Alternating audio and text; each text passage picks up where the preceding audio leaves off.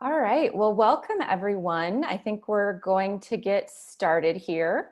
I want to thank you all for joining us on this final day of World Water Week. My name is Kirsten James, and I'm the director of the water program at Ceres. And I'm very excited to have you joining this session today entitled Futurecasting a World with Water-Aware Financial Institutions.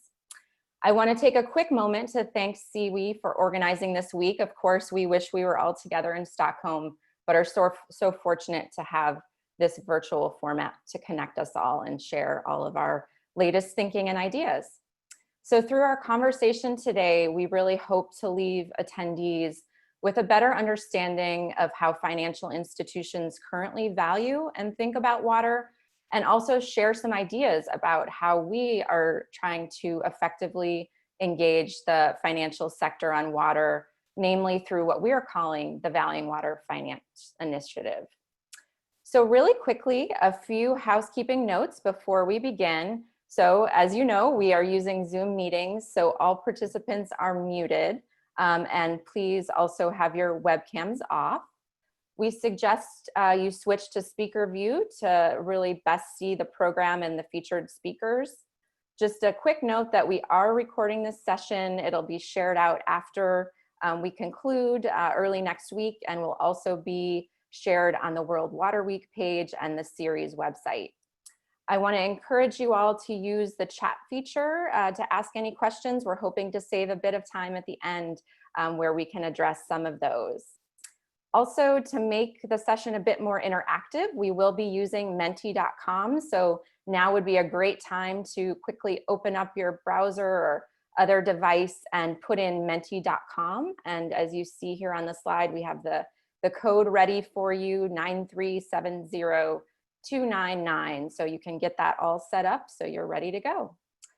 And finally, we, of course, hope that we have clear and good bandwidth issues, but please do bear with us. We're in challenging times, and sometimes bandwidth can be a problem. So just bear with us if that happens to us today. So with that, on to the agenda, just to briefly share what we'll be covering today. First, we'll hear from Martin Giesler of the Government of the Netherlands to really introduce us to the Valuing Water Initiative and the work. Then we'll test your water and finance knowledge with my colleague Robin Miller to get us started. Next, we'll share a bit of an overview of our Valuing Water Finance Initiative before turning the floor over to our colleagues at Australian Super, Kelly Christodoula and Christopher Flensburg of SEB for a mini fireside chat. Then we'll take some time for questions before sharing some next steps and action items. So with that, let's go ahead and dive in. So Martin, I'll pass the virtual mic over to you. Hi, thank you. Can you all hear me? Yes. Great. Thank you for the opportunity to set the stage here. Great to be here. And let me introduce the Valuing Water Initiative, a program funded by the Dutch government that Ceres is a partner in. Too much water, too little, too polluted, too unequal. For the past 10 years, water has featured consistently in the World Economic Forum's Global Risk Top 5. And the question for this session is, to what extent does that risk, or is that risk of material concern to the financial sector? Is it a liability that affects the bottom line? Or is it for now an externality, a cost factor that is transferred onto balance sheets of others, out of sight, out of mind? How does the financial sector understand this risk, anticipate it, act on it? How does it make entities do so that it owns and lends to? Do we even speak the same language on water? Water problems are wicked problems with no single solution, no single fixer, and subject to systems dynamics that actually resist that the problems get resolved. Because of this wicked nature, the UN Secretary General and World Bank President convened the high-level panel on water in 2016, asking 11 sitting heads of state and government, Dutch Prime Minister Rutte included, for advice. In 2018, the panel delivered its report. It emphasized three aspects: understanding, valuing, and governing water better. And it called for leadership across stakeholders. Could you show the next slide, please? As a signatory to the panel's call, the Dutch government could not sit back. It developed the Valuing Water initiative that Prime Minister Rutte launched at the World Economic Forum in 2019, so 20 months ago. At its foundation, the panel's 5 Valuing Water principles. Principles not meant to replace existing paradigms like IWM or water stewardship or true water price or water footprint or whatever, but to provide a different lens, a values lens that could give new perspective on long-standing problems. Recognize and embrace water's multiple values, reconcile values and build trust, protect resources, educate to empower, innovate and invest. Those are the 5 principles. And as principles go, these are quite abstract. They are hard to disagree with, but also hard to operationalize. Next slide, please. Better decisions impacting water. That is what the Valuing Water initiative aims to achieve. And for today's session, that means better decisions in the finance sector, as investors, lenders, owners, or shareholders. Let me unpack each of these words of this statement. Better in the sense that they respect the 5 Valuing Water principles, decisions as they're made on policy, investment, pricing, procurement, etc. Impacting with consideration of all the interdependencies that cause that a water invention in one place may actually have consequences in another, in the short or in the long term. And water as a common pool resource, as a public service, as a private good, as a human right, or as a risk factor. Next slide, please. So which levers can we pull to change the system? Which carrots and sticks can we employ to get water out of that World Economic Forum's wicked top 5? How do we lift this heavy system egg on this slide from the ground up? Over the past week at Stockholm, many efforts were on display that show some of these levers, many in technology, an important piece of the puzzle, but limited in its leverage. Some in the tariffs domain, another piece of the puzzle, potentially more impactful, and some in business models, great. But as long as the price of water or of polluting or depleting it is far below its true cost in most places, business cases are hard to make. In a presentation earlier this week, Gap, the clothing retailer, found that the true cost of sustainable water use in its supply chains are a factor 4 to 8 higher than factored in at present. Lots of arguments were made this week that markets will solve water problems and that governments will follow, with a lot of carrots and few sticks. Excuse my skepticism, but I think wicked water problems require plenty of sticks as well. We now need to push all of these levers, public and private, including in the finance sector, that can wield so much power. Last slide, please. That is why we embarked on a journey with Ceres to enhance water awareness across the finance sector, not as a single fix, but alongside other activities under the Valuing Water Initiative's 4 pillars that you see here. The financial sector can change the game and the paradigm and the system, no doubt. But is it in their interest? And what will it take to activate that interest? If we figure that out, then the prospect that we will reach the global water goals would greatly improve. Thank you. Back over to you, Kirsten and Robin. Thanks so much, Martin, and thanks for all you're doing to help put the Valuing Water principles into action. Great. So with that, I'm going to turn it over to Robin from Ceres, who will guide us through a few trivia questions to help set the stage for our next part of the discussion. Robin. Hi all. Yes, I am just switching over the screen share to Menti. And we want to keep the session interactive for the 120 or so of you who are here. So thank you all who've already logged on to Menti and filled out this first word cloud around your favorite water activity. Hopefully an easy question for many of you in this audience. So we do want to move on to the trivia. So I am going to click on the next slide, which if you refresh your Menti, you will be drawn to this first question, which is, just within major world cities, how much economic value in US dollars is at risk due to water stress each year? So take a moment. This will show percentage-wise how much of our audience feels certain bits. So we'll give it another few seconds here. Nice to see good participation here. Great. Well, the answer, which a good amount of you are centering on, this is from a World Bank report called Uncharted Waters, and this number might actually be different, but when this report was published, it was 4.2 trillion in US dollars within just major cities is at risk.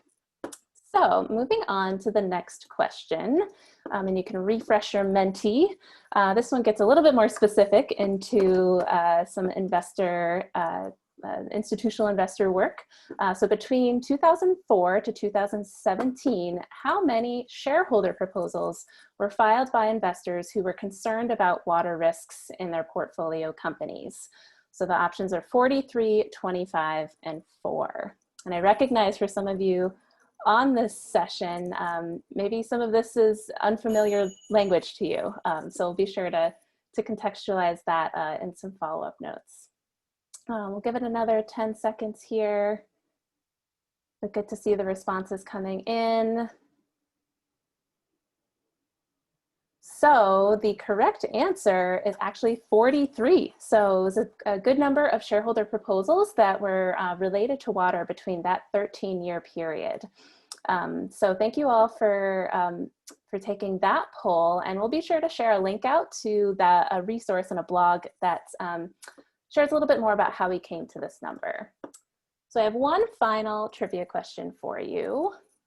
This question is, what percentage of major global stock indices, this is the S&P 500, the Russell 3000, the MSCI World and MSCI Emerging Markets indices, are exposed to medium to high water risk? Now I see a lot of answers coming in. And you all are really smart on this one, I'll say. Great.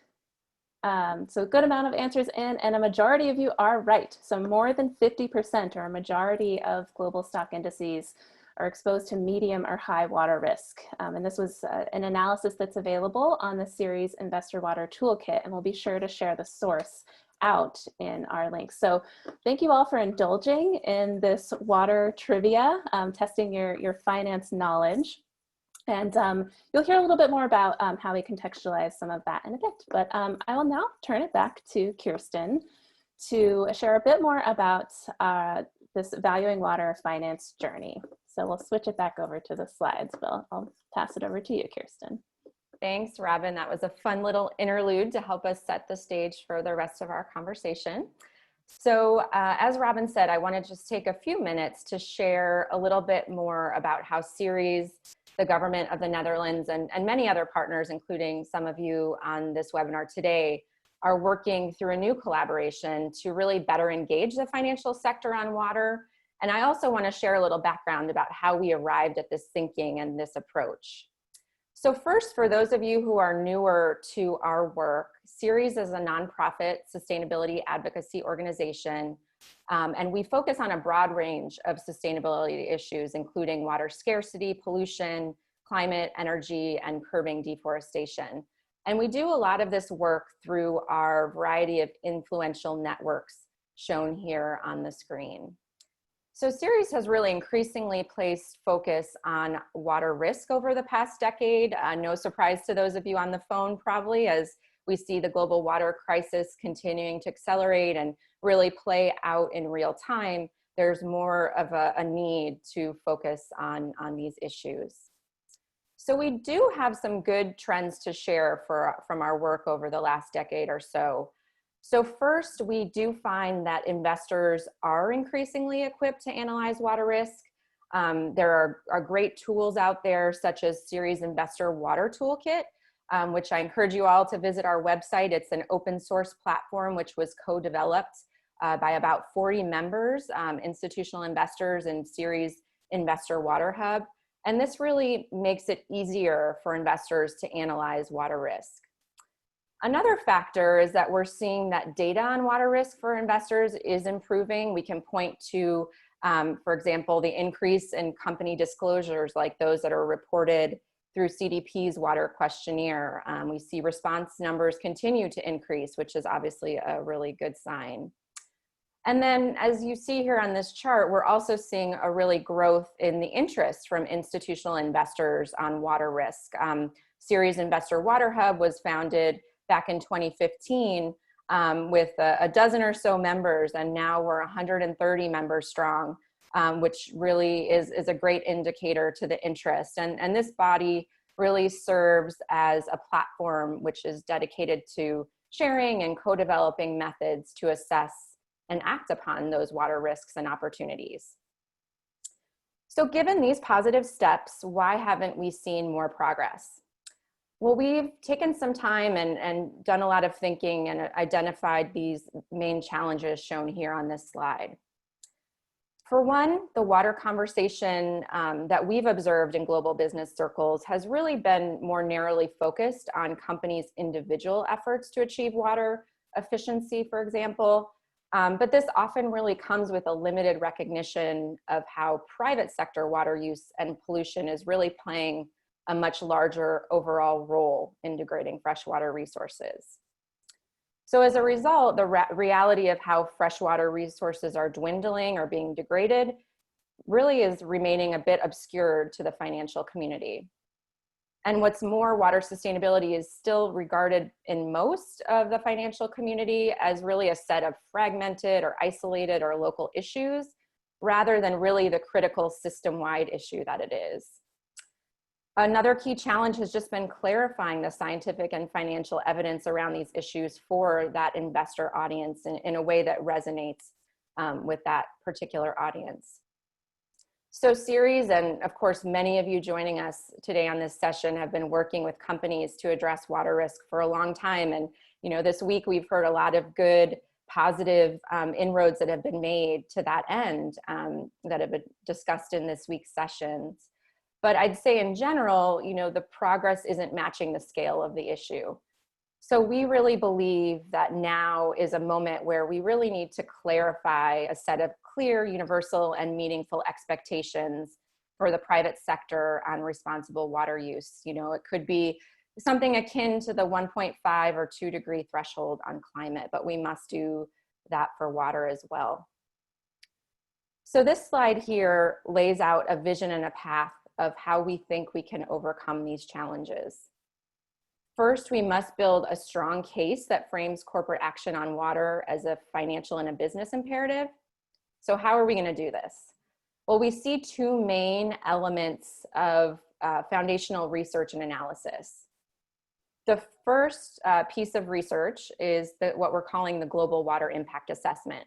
And we're very lucky to be collaborating with Jay Falmogeti and the University of Saskatchewan's Global Institute for Water Security and a group of about a dozen scholars in water-related disciplines to really dive into the existing science and evidence that's already out there in the ether, but really hasn't been compiled in a way that really brings together what we're seeing as the most severe and systemic private sector externalities, and really frame it in a way that resonates with the financial community.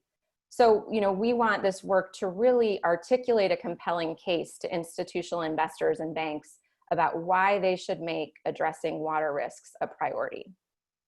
The second piece of foundational research is what we're calling the materiality cases.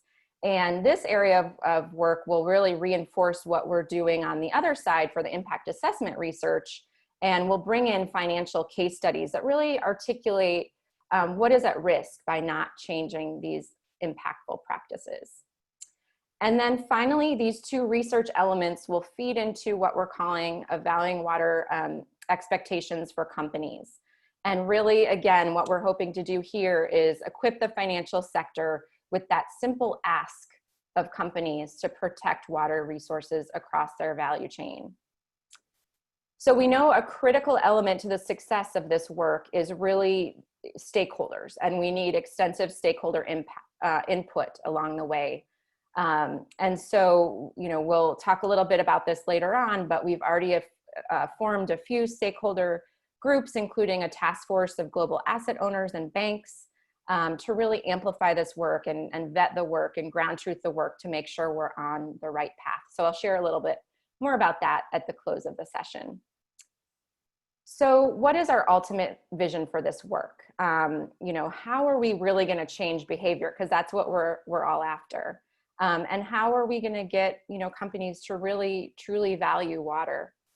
So we see this work really as laying the foundation for a longer term effort and a longer term investor initiative of major financial sector players engaging with large companies to implement these expectations in their business practices. So we really need, the full tent of stakeholders to join with us and ensure that we're on the right path. So I want to take a brief moment, in the vein of we need stakeholders and many, insights and expertise coming together for this work. Here we have our group of great scientific advisory committee. We'll be working with them and the University of Saskatchewan to ensure the work really is scientifically based. And then in the next slide, just to show our key leadership body for this effort is the Valuing Water Finance Task Force. We have a fantastic group of leaders from asset owners and banks represented in 5 different continents. And we're really delighted to have 2 of our members of the task force joining us today. So with that context on the initiative and what we're driving towards, I'm now pleased to turn it back to my colleague, Robin Miller from Ceres, who will moderate a short discussion, or what she's cleverly coined it, the waterfront chat, with 2 of our task force members. So Robin, turning it back to you. Thanks, Kirsten. It's great to have a bit more of the stage set, and I'm really delighted to be joined by 2 of our task force members, Christopher Flensburg from SEB and Kelly Christodoulou from Australian Super. So we have this waterfront chat in alignment with our Stockholm World Water Week. And I have a few questions to pose to both of our task force members, but then also want to open it up to questions from the rest of you. I know many of you submitted some really great questions when you registered, so we'll pull from some of those as well. But I'll first turn, by way of introduction to both of you, I'll turn to Kelly first. Do you want to provide a background of how Australian Super's worked on water, and just help us understand your perspective a bit more? Sure, thank you very much. So my name is Kelly Christodoulou, and I'm the ESG and Stewardship Manager at Australian Super. Australian Super is the largest pension fund in Australia with about 180 billion Aussie, or about 100 billion euros. Australia is the driest continent on Earth, and we are always dealing with water issues, either too much of it intensely or too little of it spread over time. And you've all seen the impacts of that in January this year, when we had bushfires that burnt the equivalent of England out of one area in Australia. We've always known water was going to have an issue, specifically these types of physical impact risks of climate change. And we wanted to understand this. So back in 2011, we assessed, we took our 5 largest Australian infrastructure assets located in different parts of Australia, and we did a physical risk assessment. And this assessment included how water could impact the operations and therefore the valuations of these assets. More recently, we've had our listed assets assessed for physical impact risks, which included water. And this assessment found that our listed equities portfolio was exposed to water issues. Specifically in Australia, it was water stress, as you know, a lot of our mines are located in water stress or drought areas, but also floodings from typhoons because of the supply chains. Australia's sources a lot of supply chain goods from Southeast Asia, which has been forecasted to have increased typhoons and flooding. So all of these potentially could impact the valuations of some of our investments. Therefore, impacting the financial returns we could provide to our beneficiaries in the future. This is why understanding this assessment on water and having an appropriate framework to minimize these risks are extremely important to us as investors. Thank you.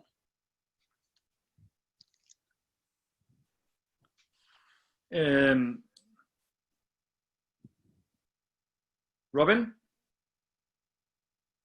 Yes, I'm unmuted now.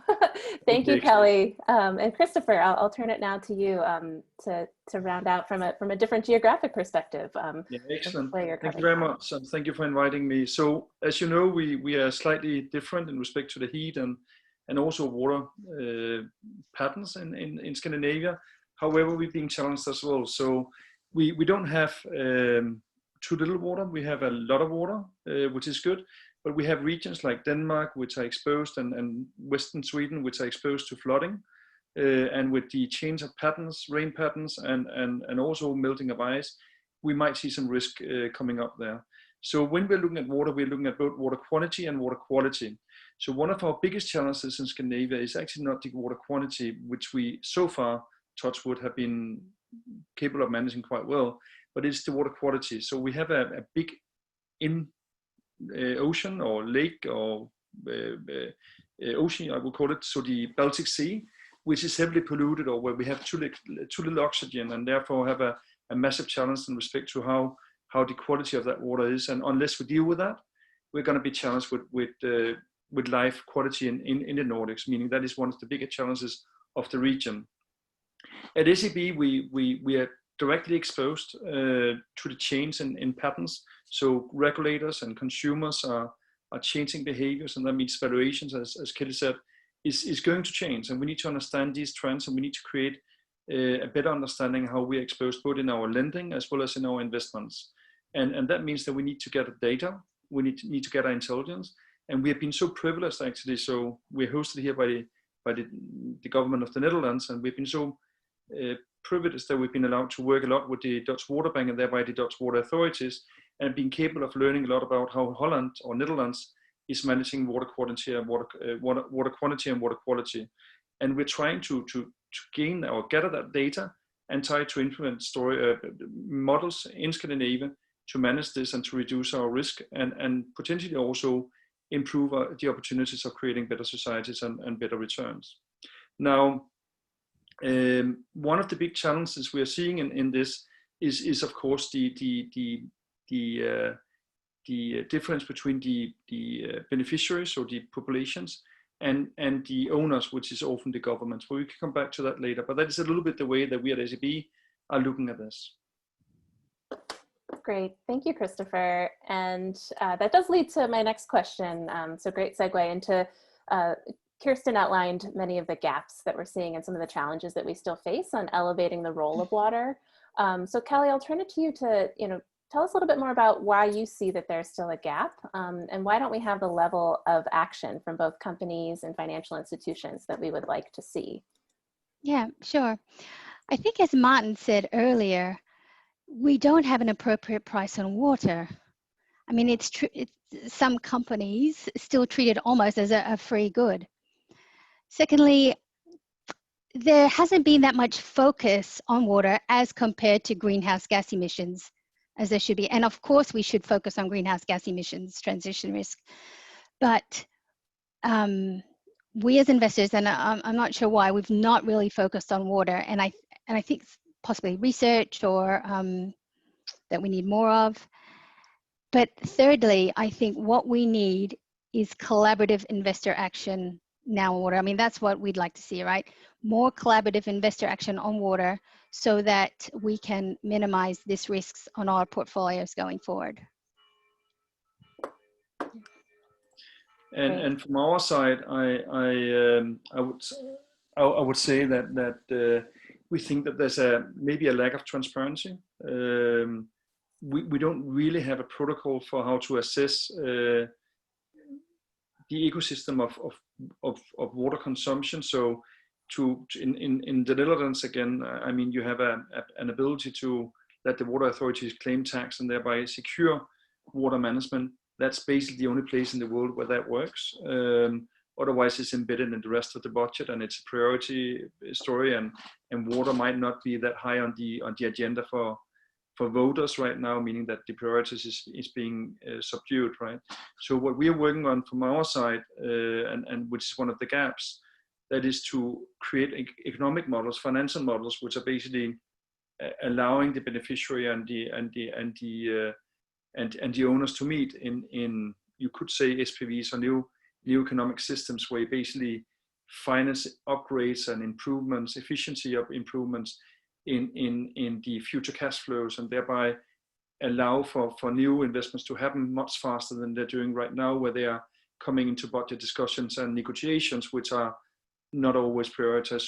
So the whole kind of disconnect between the owners and the beneficiaries is one of the biggest challenges, and the lack of economic incentive for private institutions to go in and create economic models to actually get that going is what we're seeing as the biggest gap, and that is what we proactively work on. To do that, we need data, we need structure, we need education, and we need systematization, and I think that was mentioned in the beginning as well. So these are the kind of actions we've been starting on. We still have a long way to go, but that is certainly a big part of the gap. Thank you both for sharing, and it's yeah, I'm hearing some common themes around the need for data, around the need for collaboration, and this leads to my last question before we turn to the general Q&A. Is you know, we've formed this Valuing Water Finance Task Force, as Kirsten mentioned, and you two are a part of it in helping fill this gap. So. And overcome some of the challenges. So when we think about others that we need to have involved, why do you think we need a broader tent of other financial institutions, other stakeholders to join us? And Kelly, I'll turn to you first. And you might need to unmute. You think I'd learn this by now, really. But what I think is missing is really an assessment and engagement framework for companies. And Kirsten mentioned this earlier, and I think which will be an outcome of this initiative, and this is why we've joined. We need a common framework, a common language that we can speak to our investee companies on. I think, you know, to your other question about why we need other investors, water is such a systemic risk. We all can't do it by ourselves, and we can't be fragmented anymore. I mean, we just can't do that. We need to come together and to work together on this issue. And again, this is why we've joined this initiative, because this is, again, one of the outcomes. We need to collaborate for positive impact. It can be done. There are other initiatives out there like the CA 100 Plus that are doing this from a greenhouse gas perspective. We need something similar from a water perspective, and this is what this initiative will be. So I'm very grateful. We're very grateful to be part of it. Thank you. And from our side, there's two sides. The one is so when we talk about water quality, I think there's a lack of a due diligence protocol. So when companies are using water, there need to be a lot of awareness about the peer comparison, the benchmarking, and the strategy for improving that, and the potential cost of mismanagement. And collaboration is the only one that's going to bring a harmonization around that language, as Kelly say, a harmonization around the language up, and thereby create a common view about what is the proper way of moving forward. So that is on water quality. And on water quantity, I think that we are facing some challenges which are extremely severe. we are facing water from the ground, not forgetting that water is a very, very little percentage of the mass of the earth. I think it's below 1%, and we are basically not managing it that well, despite that it's the existence for life. So we need to have better understanding of water from the ground, water from the sky, so rain patterns, water from the sea, water from the rivers. And there is models which allow us to do that, but we're not sharing those. We're not using best practice. How do you create a water efficient farm system? Why don't you share that across the world? So if investors are suddenly being educated in what a prudent system look like, they will realize that there's a stranded asset risk in companies that's mismanaging that, whatever that's going to come from regulatory pressure or whatever that's going to come from consumer pressure. So all these kind of things are good reasons for gathering together and making sure that it's not going to be one voice in one corner of the world, but it's actually going to be a constructive, well-structured, harmonized kind of decision saying, this is what we need to see to secure our values. Great. Thanks both. Yeah, and I think that really highlights why we invited you and why we're glad that you're involved in this task force. And as we close, we'll share a little bit more about how you all who are on the call can get involved. But we do want to take a few questions. I know some of you, some of them may have been addressed from our responses right now. And I know many of you have submitted some that we may not get to, so we'll try to follow up with you afterward. But one question to pose that came through, when we think about, let's see, I'm just making sure we get, get a good question in. Let's see. There's one good question that came in about water risk assessments and monitoring water quantity and quality, and to what extent the water risk assessments aren't compatible with the locations and the set of tools that we're using right now. So kind of maybe how could we improve the water risk assessments that are out there right now?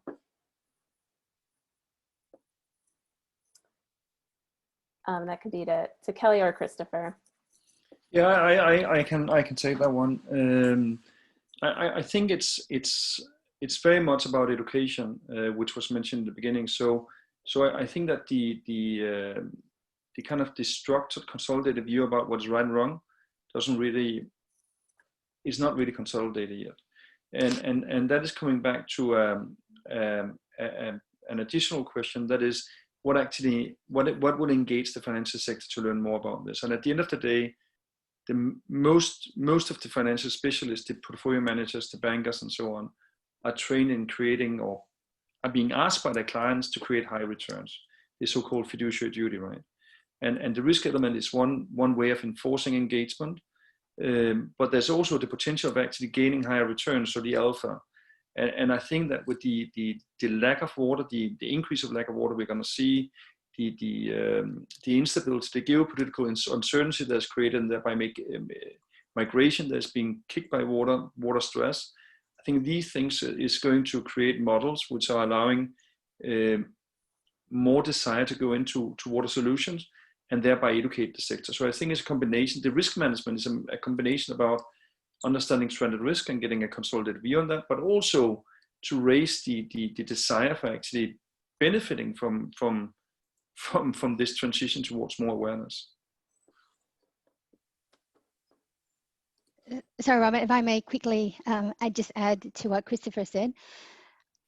For other larger institutional investors such as ourselves, we also want to be impact aware.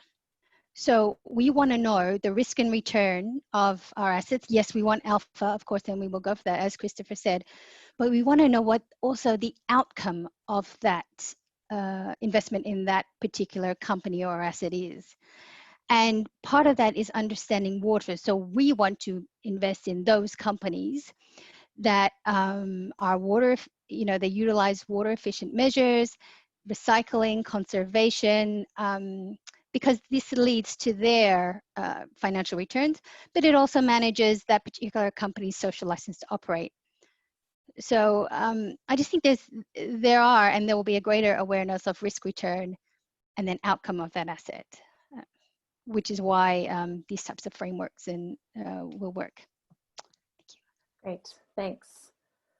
So I'm looking at the time, and we do need to move towards wrapping up. So thank you all. I see a lot of you answering each other's questions. So I want to recognize the collective knowledge that we have of the participants in this group. So keep that going. And we will be sharing some more information out. We'll try to address your questions in some follow-up. So we are going to move towards one last mentee poll that you can fill out. I'll introduce it, and then I will turn things back to Kirsten to help us wrap up as we transition back into your days. So I'm going to share my screen, so bear with me just one moment as I get the last mentee poll up. And this is one that now you've heard some context about water and financial institutions, and we're going to create a new word cloud around what one word comes to mind when you think about water and financial institutions, given the knowledge now. So be honest, we want to hear what comes up for you. So we'll see this come in. I think I've said it, you can submit multiple times. So if you have a few different words, feel free to come on. So this is really interesting. I'm seeing risk is coming out for a lot of folks. Collaboration, that's really good to see. But I'm also seeing things like disconnect, right? I think that's really important to uncover there. So there are, we'll give this, we'll just keep this going. But Kirsten, I'm going to turn it back to you to help us wrap up and send folks off with the next steps. Great. Thanks so much, Robin. So before we conclude, definitely wanted to share a few action items and ways that folks can stay engaged and stay connected to this work. Because as we said, we need a big tent of stakeholders in order to make sure we're headed down the right path and ultimately successful. So first off, just stay tuned. Early next week, we'll be sending out a follow-up note with the recording and also links to a few different survey forms, depending on what type of stakeholder you are, that can help us stay connected. And these links will also be posted on the World Water Week program session page as well. So, in particular for institutional investors and banks that have joined us on today's session, one of the surveys will get to how to stay involved with our newly forming Valuing Water Investor Working Group. So we encourage you to keep an eye out for that and be in touch with us to find out more. And this working group in particular will be drawing from those financial sector insights and expertise at key moments to provide feedback on the research outputs and ensure that we're on the right path forward.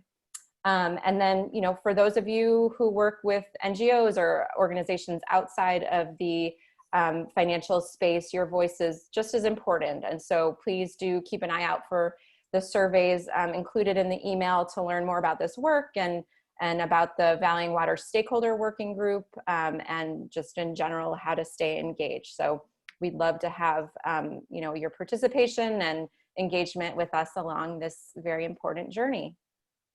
So just finally in closing, I just want to send a special thank you to our wonderful speakers for joining us and sharing their insights and expertise. And again, thank you to CWE for offering us this platform to connect in these unusual times. It's great to see you all virtually. And then, of course, we will leave you all with this word cloud and hope to see you in the closing session in about 15 minutes. So thank you all for joining and have a wonderful day.